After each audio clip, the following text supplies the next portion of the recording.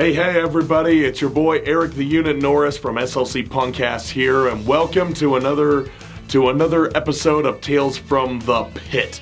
Now, I have been, over the last few weeks over the last month, to a lot of shows, and I've still got plenty to talk about. There's some that I've yet to write about, and I mean, just in the month of April alone. So it's a long, tedious process, but trust me guys, there is going to be more coming, so if you'll stay with me, please stay with me. I'm sure that you guys all loved my episodes on the I Hate God show, and then the most recent episode of the Devo show, and this one is going to be about the mighty Pentagram. It was my first time seeing them, and it was also on my girlfriend's birthday, and like nothing could have worked out better. Yeah, nothing could have worked out better. So let's get into it. This is Tales from the Pit. Blood was drawn at the Pentagram show.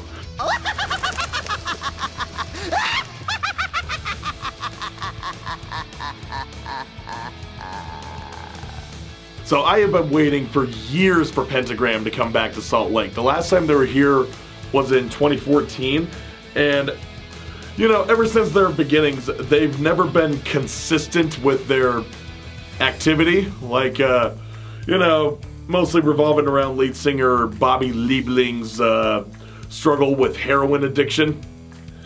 And yeah, they were met with multiple breakups, lineup changes, and delayed album releases. Their first album, they've been a band since 1974, I think, and the first album didn't come out until 1987, or maybe it was 88.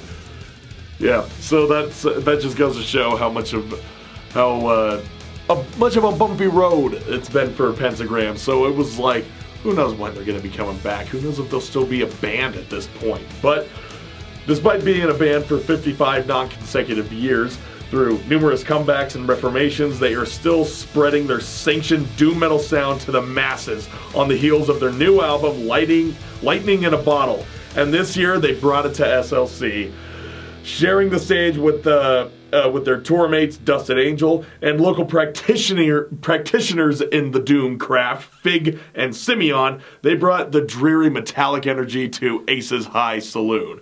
I remember when I first heard Pentagram, I was not aware of their legacy. I remember when I first heard them, I was comparing them to bands like Clutch and The Sword and stuff like that. And then I did my research on Pentagram and realized, oh, they're kind of the reason that those bands exist. So, okay, let's see what else they have to offer. And that's when I got into the album Relentless. And buddy, that is a fantastic record. And they played some of it on this episode. But anyway, let's start from the top of the show. Fig opened the cemetery gates with their prog metal sound. I know what I said.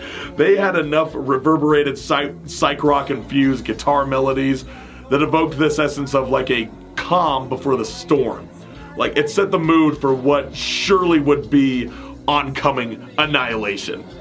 And then brutality ensued with Simeon as they took the stage with their crunchy, loaded riff sandwich of a set. Still soldiering on after their guitarist Cameron Hope departed, and then drummer Cody Halsey underwent surgery after cutting a tendon in his wrist, rendering him retired from drumming during his months of recovery. And all in between, they were writing and prepping the music for their upcoming album. And this was their first show since March of last year. So this was a pretty, what a bill to make their comeback show on. I'm using quotes here, comeback. They laid down some reckless sludge metal with such blistering numbers as House of Kezia, BSR, and one of their newest additions, Gristle and Thorn. It's like they had never left the stage at all. And I was getting up in Drew's face screaming, House of Kezia! It was a good time. Now, the audience was now warmed up for Dusted Angel to take them under their wing and keep up with the insanity. They jumped up with some classic stoner rock vibes with wooden riffs and swanky leads and rhythms swinging back and forth, ensuring that the audience will mimic it in a physical capacity. And yeah, there was a lot of swaying. A lot of arms up in the air, just like, yeah, we're going like this. back and forth, making the wave. And now the stage was set for the band of the night, the band that helped carry the traditional sound of Sabbath through what remained of the 20th century and into the new millennium, fronted by the wild-eyed frontman looking like a tripped-out Einstein. Destruction was imminent. Now, Pentagram played an absolutely exciting set. They erupted with Live Again from their new album, and then kicked into some deeper cuts like Star Lady and When the Screams Come, and classics like The Ghoul and Sinister, which got a lot of folks excited. But none more excited than when they shot off with their unofficial anthem, Sign of the Wolf. The audience erupted. It's the Pentagram! It's the Pentagram! Yeah, they were all of them were jumping up and down, and they shoved and sang along in unison, chanting that end cap of each line. Oh, and that infectious chorus. Yeah.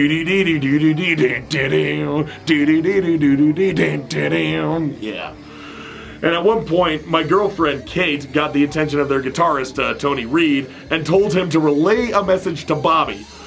Tony leans over to him and points to Kate, saying, "That lady over there just wants to thank you for playing her birthday party." And Bobby nodded in agreement, like, "Oh, all right, happy birthday." And I was hoping that they break into singing the happy birthday song. That would have been, fucking chef's kiss. Certainly would have been the cherry on top. Well, actually, the cherry on top would have been meeting Bobby, but we did not manage that. But yeah, that was so pretty funny. She was just, "Oh, I'm so happy." It was great. It's like, yeah, if you can get Bobby from Pentagram to wish you happy birthday on your birthday, that's from the stage in front of all these people, and I think it's really cheeky. Like, thanks for playing my birthday party. But that's her sense of humor. She's a total smart ass, and I love her. Anyway, they continued on with their set, playing some new cuts like Thundercrest and Walk the Sociopath, and they ended it with a fucking bang, playing two of their biggest hits, Forever My Queen and $20 Spin. They threw some of their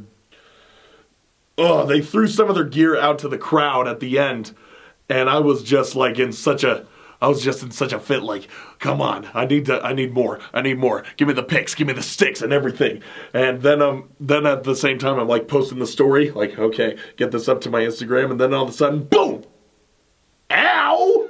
So what happened was, their drummer, Henry Vasquez, he threw the sticks out into the crowd, one of which was a broken stick, so it was pointed at the end, and it hit me right in the fist, like in the back of the hand. And blood started flowing. Hence what I mean by blood was drawn at the Pentagram show. It was by the hand of their drummer. That wooden stake of a stick that he just threw out into the audience. It landed on me. And I still have that stick. I don't have the scar anymore on my hand, but I did take a picture of it. So there you can see. There is living proof. There is some living proof. And I even went back to the merch table when Henry was hanging out, and I said, "Hey, this drumstick stabbed me in my hand. I need you to sign it." He didn't have a marker, so he's like, "I'll do this." He sticks the stick into his mouth, and he just bites down on it, and he left some bite marks. There is a picture of it that you'll see it in that picture. Those are Henry Vasquez's bite marks. So he didn't sign it, but hey, how many of you can say that? How many of you can say that you didn't get your drumstick signed, you got it bit by the drummer? Your drummer left bite marks on it. That's still pretty awesome. Hand to God, those are Tony Vasquez's bite marks. Henry, Tony's the guitarist. Anyway, me and Kate, we hung back and we talked with Tony a bit, about music and touring and other such topical subjects, all while polishing off a bottle of Jaeger that he had. So, and we were both hoping that we get an audience with Bobby and get a picture with him, but the man was apparently sick. He was coming down from COVID, so that was a bummer. But we did get a picture with Tony, though. Super nice guy. Super nice guy, super jovial, super cheerful, and he got even more so the more he drank. And it's like, okay, man, now you're getting a little too close with us. And it's like, all right, just let's go sleep it off. Anyway, seeing Pentagram live for the first time was everything I had hoped it'd be. The riffs were crushing, the solos crispy, Bobby's vocals and overall stage presence, and let's not forget his facial expressions were on point. After 5 decades, they still put on a hell of a show.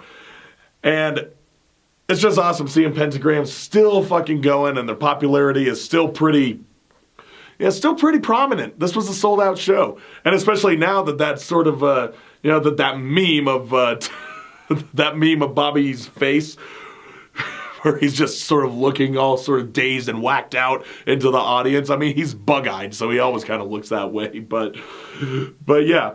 You'll know what video I'm talking about. I'll make sure that it gets in here. Yeah, that video. I remember 3 people sent me that video when it started becoming a meme. When it initially became a meme, 3 separate people sent me that video, and they said, "This will be you in 30 years." I go, "Yeah, minus the 50 plus years of heroin abuse, but sure, I can do that." Anyway, that was Pentagram. That was Kate's birthday show. I mean, we had an entire birthday weekend with her, and it just was like this the entire time, that entire weekend, and that was the cap off point. That was boom, creme de la creme, cherry on top. That was the way to end a nice fucking birthday weekend with a Pentagram show. Their debut performance at Ace's High Saloon, my debut time seeing them, her debut time seeing them as well, and yeah, we got the set list, I got the stick, we got pictures, and we got an excellent tale from that pit. So that's my story that's my tale from the pit, from the Pentagram pit. Blood was drawn, and it was awesome. So, guys, thank you for listening to this episode of Tales from the Pit. I will catch you in the next one, hopefully within another couple of weeks. I'm going to try and crank these out as fast as I possibly can. I'm still writing the reviews for some of them, well, for all of them. And I mean, just last week, I went to 4 in 1 week. So I got to ease back on some of the shows if I want to write about them all, or write about the ones that I think are worth writing about, like this one. And there are plenty more to go. So guys, I will see you in the next one. I hope you make it out to some shows, and I hope you stay safe, and hope that you return from those shows unscathed. And if you don't, at least you'll have your own tale to go with it from that pit. Once again, I'm Eric the Unit Norris. I'll see you in the pit, motherfucker.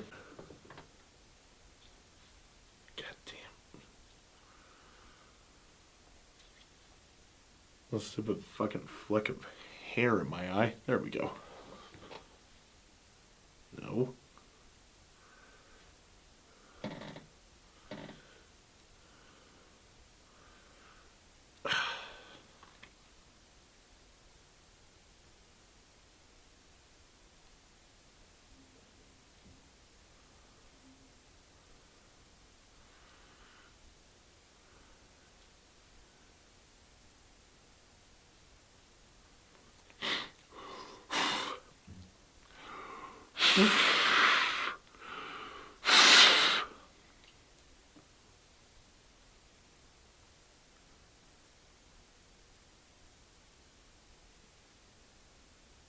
God damn. There's a hair. I'm trying to get it.